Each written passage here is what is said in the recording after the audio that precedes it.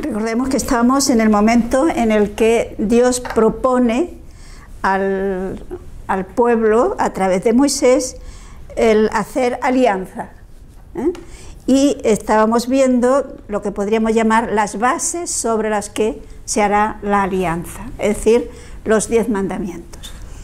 Y habíamos comentado incluso hasta el versículo 16, ¿no?, en el que se nos hablaba de no testificarás contra tu prójimo falso testimonio, es decir, lo que nosotros decimos, no mentirás, ¿no? Bien, pues vamos a leer el versículo 17. No desearás la casa de tu prójimo, ni la mujer de tu prójimo, ni su siervo, ni su buey, ni su asno, ni nada de cuanto le pertenece. O sea, fijémonos que aquí se habla de los deseos. Cuando dice no desearás la casa de tu prójimo, pensemos que no se está refiriendo al edificio.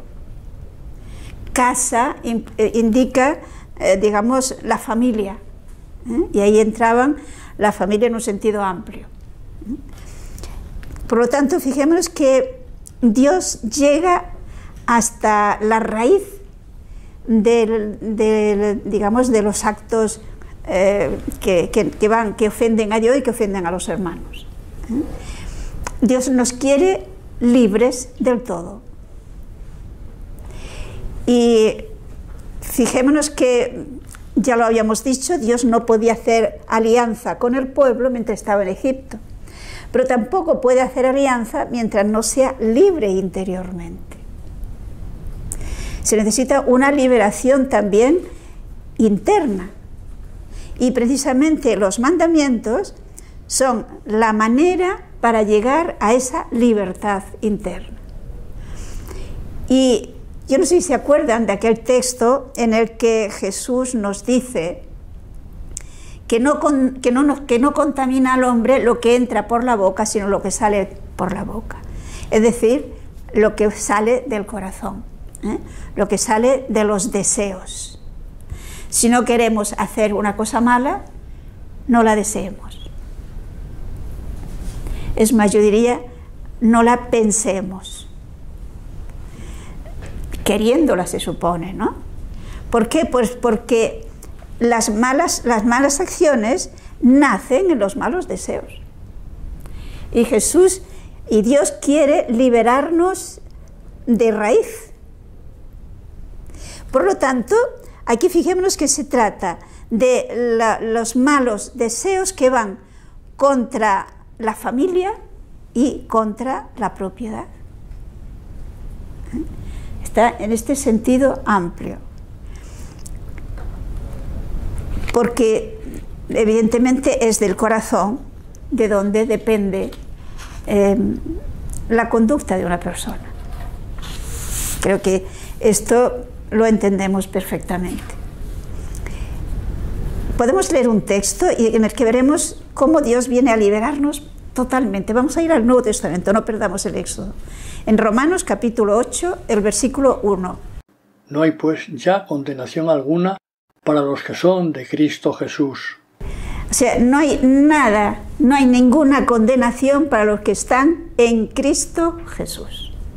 Porque en Cristo Jesús somos liberados si le dejamos. O sea, la gracia viene a liberarnos de raíz de todo aquello que nos puede apartar de Dios. Y por lo tanto de todo aquello que puede perjudicar al prójimo. Porque recordemos que Jesús nos dirá que todos estos mandamientos se resumen en 2. Creo que no hará falta leer el texto. Pero fijémonos que el primero de esos 2 es amar a Dios sobre todas las cosas. El segundo es segundo. Es decir, solo cuando se ama a Dios sobre todas las cosas, se es capaz de amar al prójimo. Aun cuando, según la primera carta de San Juan, la prueba de que realmente yo amo a Dios es que amo al prójimo. No es una contradicción, no sé si lo ve. Porque, ¿cómo expreso yo el amor a Dios. Como dice San Juan, a Dios no lo ves. Luego, ¿cómo manifiesto yo que realmente mi amor a Dios no es puro sentimiento ni pura idea? En que amo a los demás. Por esto son dos amores, digámoslo así, que son uno y que parte de su fuente, que es Dios, porque es el que nos ha amado primero y nos capacita para que nosotros amemos. Pero por esto Dios llega hasta, digamos, la raíz, los deseos. Y vamos a continuar desde el versículo 18 al 21. Todo el pueblo oía los truenos y el sonido de la trompeta y veía las llamas y la montaña humeante, y atemorizados y llenos de pavor se estaban lejos. Dijeron a Moisés: háblanos tú y te escucharemos, pero que no nos hable Dios, no muramos. Respondió Moisés: no temáis, que para probaros ha venido Dios, para que tengáis siempre ante vuestros ojos su temor y no pequéis. El pueblo se estuvo a distancia, pero Moisés se acercó a la nube donde estaba Dios. O sea, fijémonos la pedagogía de Dios. El pueblo tiene una experiencia de la trascendencia de Dios, de la grandeza de Dios, de con quién están haciendo alianza, con quién se están comprometiendo. Y esa experiencia les llena de miedo, les llena de terror. Y por lo siguiente llegan a la conclusión de que le dicen a Moisés: háblanos tú. Es decir, nos fiamos de ti, tú nos transmites la palabra de Dios. Pero observen que esta experiencia de la grandeza y de la trascendencia de Dios, si Dios ha querido que la experimenten, es porque es la manera de que le tomen el peso a que no se trata de un juego de niños. Están haciendo alianza con Dios. Y observen que yo diría que mientras que nosotros, los cristianos y en general, cualquiera que quiera tener relación con Dios, mientras no tengamos una conciencia de quién es Dios, de que Dios no es un igual que yo, Dios es el otro, con mayúscula. Mi actitud frente a Dios, pues no será la correcta. Me parecerá que no tiene importancia el que en un momento dado no le sea fiel, el que en un momento dado falle a lo que le prometí. En cambio, cuando yo tengo conciencia, he tenido de alguna manera experiencia de quién es Dios y quién soy yo, nuestra actitud entonces sí que es de humildad, de conciencia de qué me traigo entre manos. Es decir, que mi relación con Dios no es un adorno bonito, no es algo accidental, es fundamental en nuestra vida. No hay nada más importante que esto, es lo más importante. Y esto es lo que de alguna manera Dios quiere que el pueblo experimente. Efectivamente veremos que en adelante pues Dios hablará al pueblo a través de Moisés. Bueno, quisiera solamente, digamos, intentar que comprendamos una cosa. ¿Cómo podemos conseguir que esta ley de Dios, que todos nos aprendimos, ¿no?, los 10 mandamientos, cómo podemos conseguir penetrarnos de lo que esto supone, de lo que esto exige, de la grandeza que supone el que podamos vivir esos mandamientos? Es decir, ver los mandamientos en sentido positivo y de bien para mí y de bien para la sociedad. ¿Qué puedo o debo hacer yo para que esta realidad, estas bases de esta alianza, se conviertan en vida mía y en algo apreciado, valorado y no sé, y estimado. Vamos a leer un texto. Fijémonos en el Salmo 119. Yo les diría que es interesante que lean y mediten todo el Salmo 119, que es muy largo. Es 119 o 118. Versículos 97 al 105. Cuánto amo tu ley. En ella medito todo el día. Tus mandamientos me hacen más sabio que a mis enemigos, porque siempre están conmigo. Me hacen más prudente que cuantos me enseñan, pues tus testimonios constituyen mi meditación.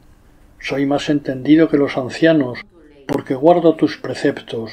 Retraje mis pies de todo mal camino para guardar tu palabra.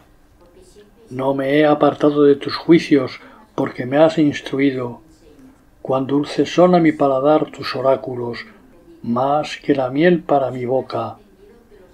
De tus preceptos saco inteligencia, por eso detesto toda falsa senda. Tu palabra es para mis pies una lámpara, la luz de mi sendero. ¿Captan qué es lo que nos está diciendo este salmo? La actitud de meditación, de reflexión sobre los mandamientos, sobre la palabra de Dios. Fijémonos en el versículo 105, que llega a decirnos: tu palabra es para mis pies una lámpara, la luz de mi sendero. Para que en mi vida esa palabra, estamos hablando básicamente de los mandamientos, para que en mi vida esa palabra sea la luz de mi sendero, es decir, la que va orientando por dónde tengo que ir, qué actitud tengo que tener en la vida, yo tengo que haberla meditado muchas veces, haberla interiorizado muchas veces. Y llega, en este caso, a decir que esa palabra de Dios son dulces. Dice, cuán dulces son a mi paladar tus oráculos, más que la miel para mi boca.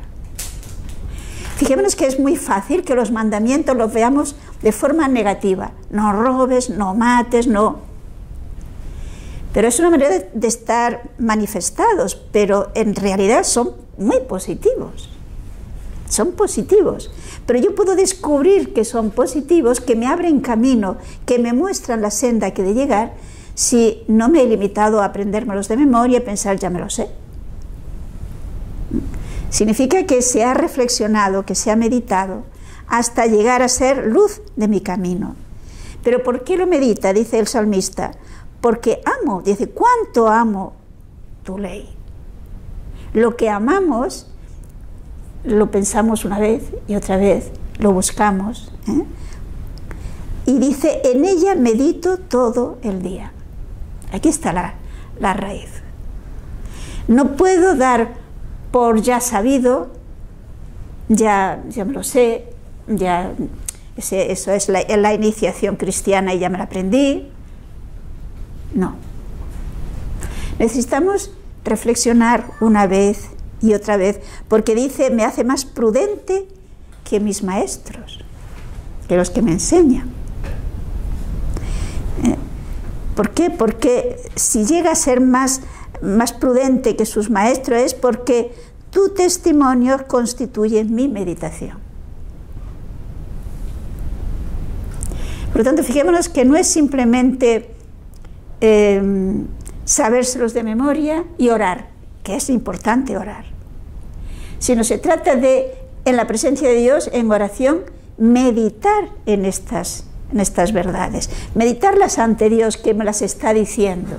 ¿Qué me está diciendo Dios? ¿Por qué me dice esto? ¿Por qué me pide esto? ¿Es que me está poniendo unos límites y me está quitando libertad? Los mandamientos, si no los reflexionamos así, se ven así, como algo que me quita libertad, que me ponen unos límites. De ahí no pases, porque entonces sí lo pasas. Pero los mandamientos, repito, aunque estén expresados de una manera negativa, son positivos. Porque son el camino la manera de que una persona y una sociedad viva feliz y libre y en progreso. Y eso es muy positivo. El no matar, ¿qué quiere decir? Respeta la vida. El no cometerás adulterio, valora la familia, respeta a la familia, ama a la familia. Es positivo. El no mentirás, ama la verdad, sé verídico. Es decir, es todo positivo. Pero repito, con una primera lectura eso no lo percibimos. Necesitamos pensarlo, reflexionarlo, pero pensarlo y reflexionarlo delante de Dios. Que esto es meditar en la presencia de Dios. Y eso nos hará más sabios que nuestros maestros. Bien, ahora los versículos que siguen, desde el versículo 22 hasta el capítulo 23, constituye lo que se llama el código o el libro de la alianza, en el que hay pues toda una serie de normas detalladas de cómo vivir básicamente los mandamientos en el momento concreto en el que estaban viviendo. Luego en el libro del Deuteronomio se nos expresarán de otra forma, puesto que ya se aplica, o sea, lo mismo, pero aplicado a un momento en que ya el pueblo está, digamos, establecido en la tierra prometida, ya es un pueblo sedentario. Ahora es un pueblo que va de camino, que es nómada. Pienso que son estas normas, no tiene sentido que ahora las vayamos analizando, ¿no? Nos llevaría muy lejos. Quiere decir que no parece importante. Si alguien, como que no tiene ninguna complicación, si alguien quiere leer estas normas, pues las puede leer por su cuenta. Y entonces vamos a ir al capítulo 24, en el que, diríamos, se ratifica la alianza. Se ha estado dando detalles sobre las bases de esta alianza, se ha pedido la respuesta libre del pueblo, el pueblo ha dicho sí, pues ahora se llega el momento de la celebración mediante un rito de la alianza. Y ciertamente fijémonos que es de una enorme importancia y nos puede ayudar a entender nuestra alianza con Dios, porque esta es la antigua alianza. Pero no olvidemos que Dios es inmutable y por lo tanto por parte de Dios la alianza no se rompe. La puede romper el hombre, pero Dios nunca rompe la alianza. Bien, pues vamos a leer los versículos 1 al 3. Y dijo a Moisés: sube a Yahvé tú, Aarón, Nadab y Abiú, con 70 de los ancianos e Israel, y adoraréis desde lejos. Solo Moisés se acercará a Yahvé, pero ellos no se acercarán, ni subirá con ellos el pueblo. Vino pues Moisés y transmitió al pueblo todas las palabras de Yahvé y sus leyes, y el pueblo a una voz respondió: todo cuanto ha dicho Yahvé lo cumpliremos. O sea, aquí nos fijamos que una vez que ya están expresadas todas las condiciones de esa alianza, todas las normas, etc., dice Dios a Moisés que suba él a Aarón y Nadab y Abiú con los 70 ancianos. Fíjense, esto lo veremos realizado después, pero antes del rito le dice Dios que suba Moisés y los responsables. Recordemos que en un momento dado Moisés, inspirado por Dios y aconsejado por su suegro, nombró los 70 ancianos, ¿os acordáis, no? Aquellos 70 jueces que ayudaban a llevar la dirección y a aconsejar y a solucionar problemas en la comunidad.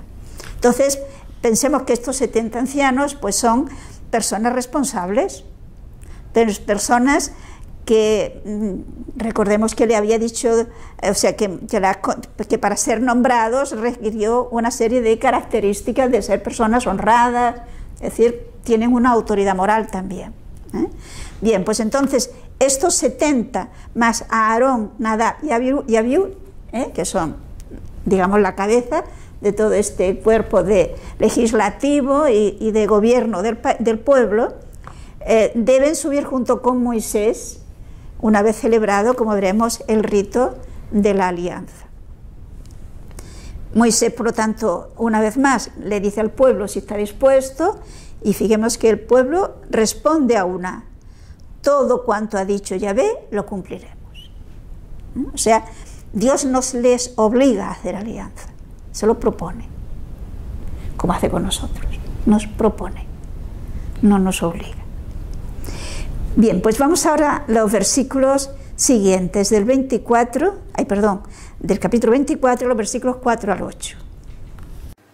Escribió Moisés todas las palabras de Yahvé, levantóse de mañana y alzó al pie de la montaña un altar y 12 piedras por las 12 tribus de Israel, y encargó a algunos jóvenes hijos de Israel que ofrecieran a Yahvé holocaustos e inmolaran toros, víctimas pacíficas a Yahvé. Tomó Moisés la mitad de la sangre, poniéndola en vasijas, y la otra mitad la derramó sobre el altar. Tomando después el libro de la alianza, se lo llevó al pueblo, que respondió: todo cuanto dice Yahvé lo cumpliremos y obedeceremos. Tomó él la sangre y la aspergió al pueblo, diciendo: esta es la sangre de la alianza que hace con vosotros Yahvé sobre todos estos preceptos. Fijémonos aquí el rito de la alianza, un rito solemne. ¿Y no les recuerda nada estas palabras que pronunció Moisés cuando se hace el rito?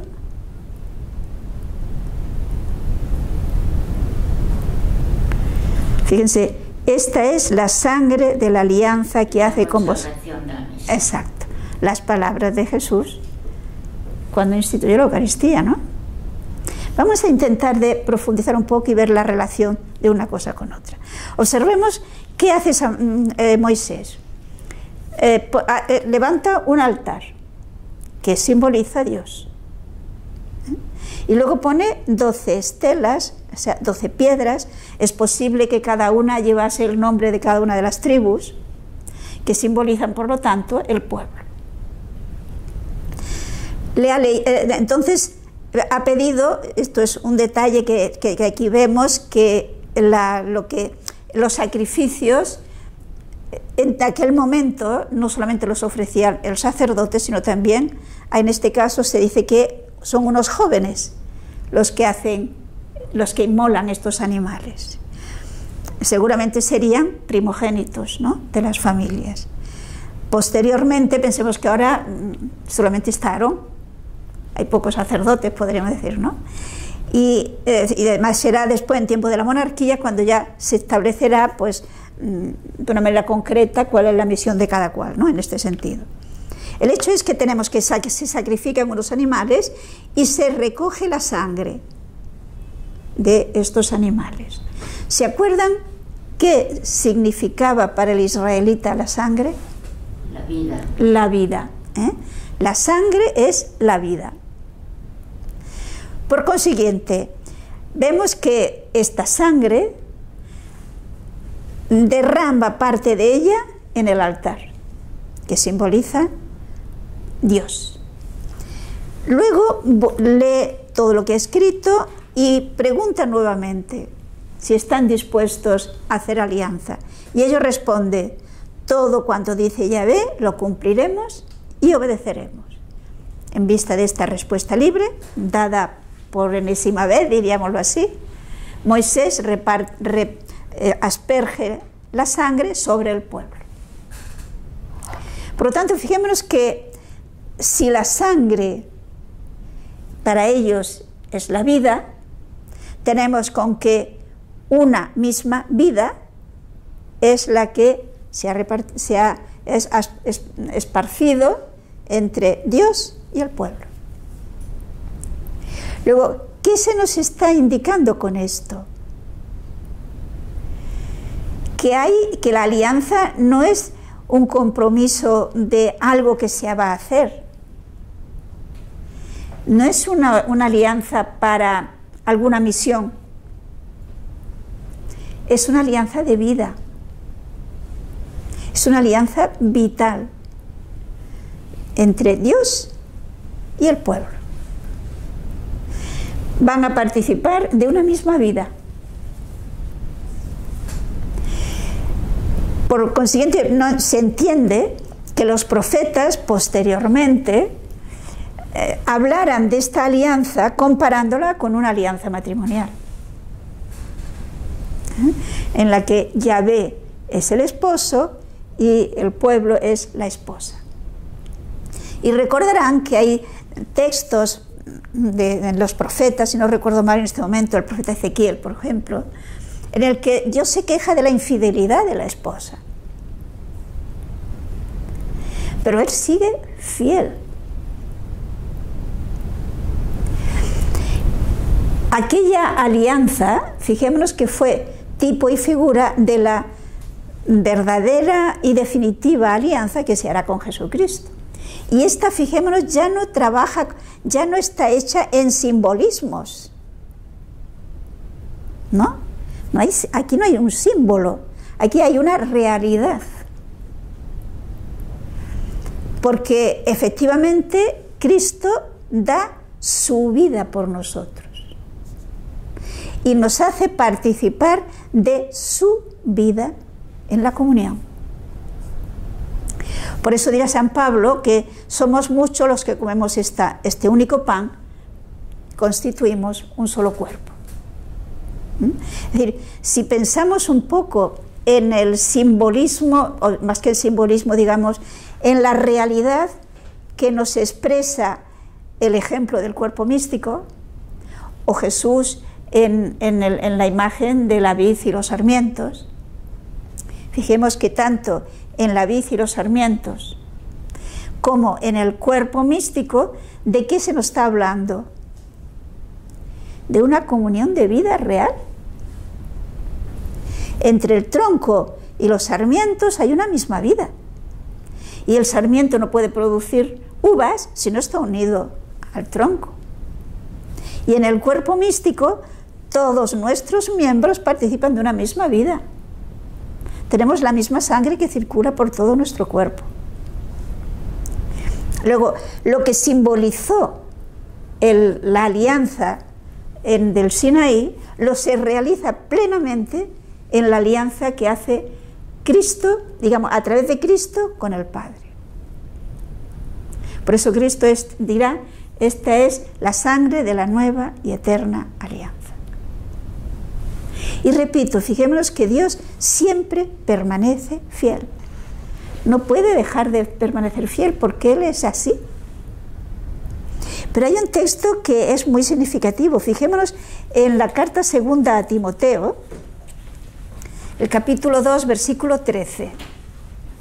Si sufrimos con Él reinaremos. Si le negamos, también Él nos negará. Si le fuéramos infieles, Él permanecerá fiel, que no puede negarse a sí mismo. O sea, fijémonos que Él no puede negarse a sí mismo.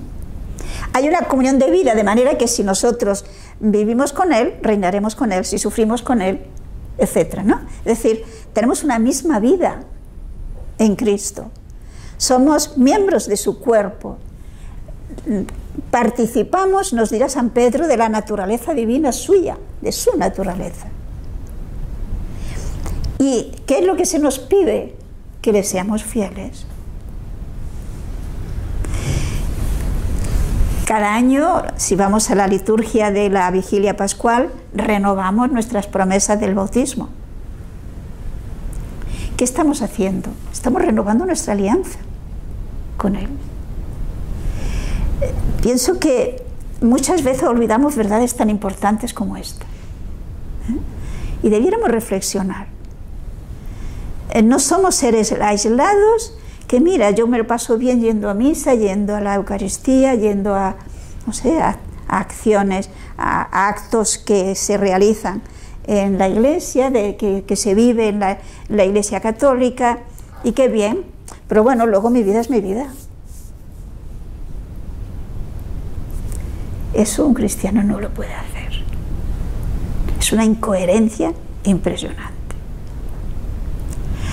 Ha de vivir su alianza con Cristo las 24 horas del día, porque es una alianza de vida, no una alianza para ponernos de acuerdo para hacer, qué sé yo, lo que quiera que sea. No, es una alianza de vida. Yo participo de su vida. Mi vida es suya y su vida es mía. Esto, como digo, tenemos un símbolo, un anticipo, digámoslo así de alguna forma, en esta alianza que hace Dios a través de Moisés. Y fijémonos que la historia de Israel hay que mirarla siempre a la luz de esta alianza. Hay momentos en los que son fieles a la alianza y todo va bien. Hay momentos en los que no son fieles a la alianza, rompen la alianza y las cosas cambian. Y yo diría que lo mismo pasa con nosotros. Cuando somos fieles a la alianza, vivimos de otra forma. Somos felices, aunque tengamos dificultades en la vida. Pero tiene un porqué y un para qué mi vida.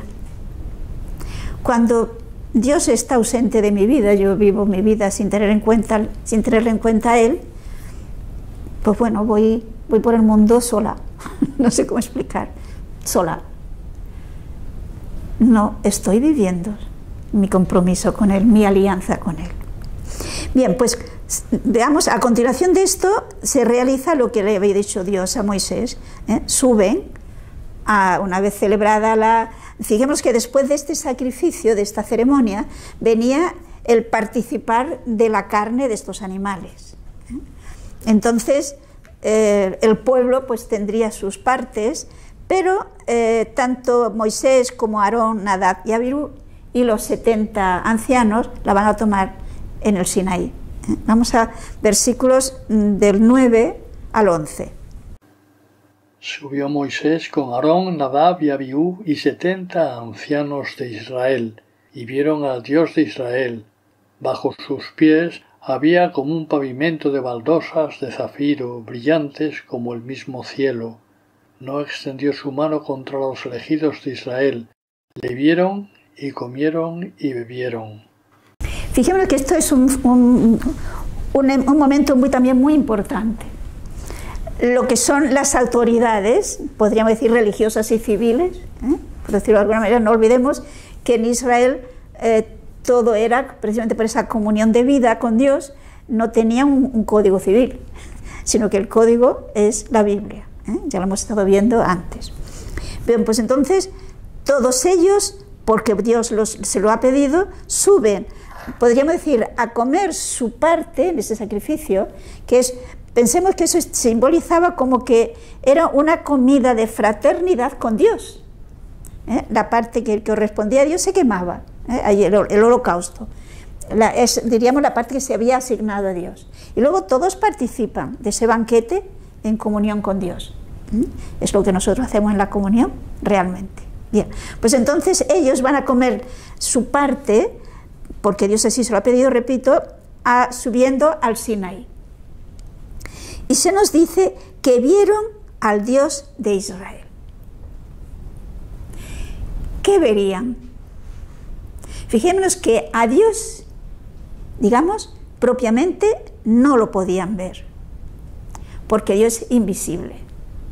Pero no es verdad que nosotros también a veces decimos, esto ya lo he visto. Cuando tenemos un problema, ya he visto. ¿Y qué he visto? He visto la solución del problema, ¿no? Es decir, hay muchas maneras de ver. ¿Qué quiere decir? Han tenido una experiencia fuerte de Dios, que le ha ayudado, fijemos que Dios se vale de cosas sensibles, el ver bajo sus pies que había como un pavimento de baldosas de azufre brillante como el mismo cielo. Podemos imaginarnos para unas personas que han vivido a nivel del mar allí en el delta, después de una tormenta como la que ha habido, que han subido al Sinaí, a la montaña, y se encuentra con el cielo despejado, con azul intenso que tiene en estos momentos y en estos lugares el cielo. Yo creo que sabemos muy bien que se ve de muy distinto color el cielo a nivel del mar o sobre una montaña, sobre todo después de una buena tormenta. Por lo tanto, ellos tienen la experiencia de haber tenido un encuentro con Dios. Y en ese encuentro con Dios han comido la parte de su sacrificio. Es por consiguiente como un palpar que realmente Dios los ha acogido y ellos han entrado en se han dejado acoger, por decirlo así. Es algo que tiene que marcarles, que tiene que ayudarles al resto de su vida y a cumplir bien su misión. Porque cuando Dios nos permite tener una experiencia de Él, no es simplemente como si nos hubiera dado un caramelo y que disfrutemos ese caramelo. No. Es para que crezcamos en nuestra fidelidad a Él. Es para que no lo olvidemos y que en los momentos pues que Dios parece que no está, no olvidemos de la experiencia que tuvimos, porque Dios es el mismo, Dios no cambia. Entonces, si Dios quiere que estos dirigentes tengan semejante experiencia de Dios, es porque la van a necesitar para poder ayudar al pueblo. ¿Pero qué se les pide? Lo que a todos, que no lo olviden, que recuerden que Dios es Dios y que han hecho una alianza con Dios. Esto les permitirá luego ser fieles en momentos difíciles. Y repito, Dios es siempre el mismo. Hay personas que solamente buscan lo sabroso de la relación con Dios, los consuelos, pero esto es no entender. No sé si lo vemos. Hemos de ser más bien buenos discípulos y aprender las lecciones que Dios nos quiere dar en cualquier circunstancia, pero también en estas, de las experiencias gozosas, digámoslo así, de Dios. Bien, continuemos, versículos 12 al 18. Dijo Yahvé a Moisés: Sube a mí hacia el monte y estaré allí. Te daré unas tablas de piedra, la ley y los mandamientos que he escrito para su instrucción. Y se levantó Moisés con Josué, su ministro, y subieron al monte de Dios. Y dijo a los ancianos: Esperadnos aquí hasta que volvamos. Quedan con vosotros Aarón y Hur. Si alguna cosa grave hay, llevadla a ellos. Subió Moisés a la montaña y la nube la cubrió. La gloria de Yahvé estaba sobre el monte Sinaí y la nube lo cubrió durante 6 días. Al séptimo llamó Yahvé a Moisés de en medio de la nube. La gloria de Yahvé parecía a los hijos de Israel como el fuego devorador sobre la cumbre de la montaña. Moisés penetró dentro de la nube y subió a la montaña, quedando allí 40 días y 40 noches. O sea, fijémonos que lo que Dios pide ahora a Moisés es que suba a la montaña para escribir las tablas de la ley. No olvidemos que era, dado que el papel que entonces usaban era cuestión orgánica, era materia orgánica, pues con el calor de aquellos lugares se descomponía fácilmente, ¿no? Con el tiempo, ciertamente. Y entonces era bastante normal, las leyes importantes y las cosas importantes escribirse sobre piedra. Una prueba de ello tenemos, por ejemplo, el Código de Hammurabi, que aún se conserva. Y era más o menos de aquella época. Bien, pues Moisés da instrucciones a esos ancianos, es decir, a esas personas responsables que han tenido esa experiencia de Dios, que quedan con el pueblo para que cuiden que el pueblo pues puedan vivir fielmente su alianza con Dios, entre otras cosas, ¿no? Y Moisés sube a la montaña, le cubre la nube, es decir, de una manera gráfica queda como que realmente Moisés entra en contacto con Dios, y allí en unión con Dios, bajo la inspiración de Dios, se van a escribir las tablas de la ley. Y de esta manera tenemos que pasarán 40 días y 40 noches. No tenemos por qué tomarlo al pie de la letra, quiere decir mucho tiempo. Y ese prolongado espacio de tiempo pues sirve ciertamente de prueba. Pierden de vista a Moisés y fácilmente pueden llegar a la conclusión de que Dios se ha olvidado de ellos. Y fijémonos que Dios a veces permite estas situaciones. Hay un texto del profeta Habacuc, a ver si lo encuentro, sí, en el capítulo 2, los versículos 2 al 4. Yahvé me respondió diciendo: escribe la visión y grábala en tabletas, de modo que pueda leerse de corrido, porque la visión es para tiempo fijado, y ciertamente ha de realizarse sin falta. Espérala, que ciertamente llegará, no fallará. He aquí que sucumbe el que no tiene alma recta, mas el justo por su fidelidad vivirá. Es decir, habrá momentos difíciles, pero Dios es fiel. Ten paciencia, que llegará, pero el justo vivirá por su fidelidad. Fidelidad y fe es la misma palabra, ¿eh? Por su fe que lleva a la fidelidad. San Pablo volverá a citar este texto, ¿eh? La importancia decisiva de la fidelidad a Dios. Y esto es lo que entrará en prueba en este tiempo que Moisés se va al Sinaí, y pasan los días y ellos quedan abajo y no lo ven, un día y otro día y muchos días. Bien, nos quedamos aquí esperando a Moisés, si os parece, y Dios mediante el próximo día veremos qué pasa.